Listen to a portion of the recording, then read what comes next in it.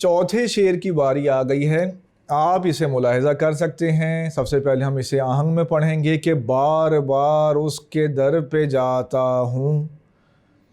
आप फील कर रहे होंगे कि इसमें आवाज़ का एक ख़ास उतार चढ़ाव है।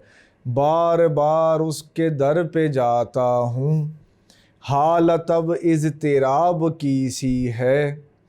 बार बार उसके दर पे जाता हूँ। इससे भी ज़्यादा आप आहिस्ता पढ़ सकते हैं आहंग को समझने के लिए। जितना आहिस्ता पढ़ेंगे उतना ज़्यादा आपको जल्दी समझ आएगा।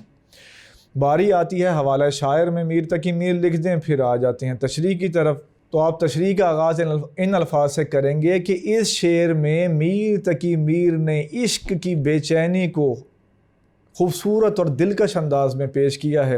वो कहते हैं कि मेरे दिल में बहुत सी ऐसी बातें हैं जो मैं अपने महबूब से करना चाहता हूँ। इसके बाद आप ये लिख सकते हैं कि इस इरादे की तकमील के लिए मैं अपने महबूब के घर का रुख करता हूँ, उसके दरवाजे तक पहुँचता हूँ तो मुझ में हिम्मत नहीं रहती कि उससे मुलाकात करके अपने दिल का हाल बयान कर सकूँ, इसलिए कुछ कहे बग़ैर वापस आ जाता हूँ।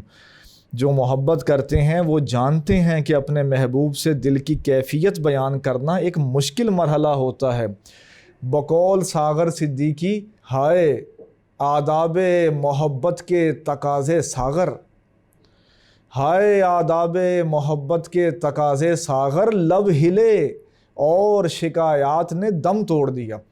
इस खूबसूरत शेर पे आप इस शेर की तशरीह का इख्तिताम कर सकते हैं। आइए बढ़ते हैं इससे अगले शेर की तरफ।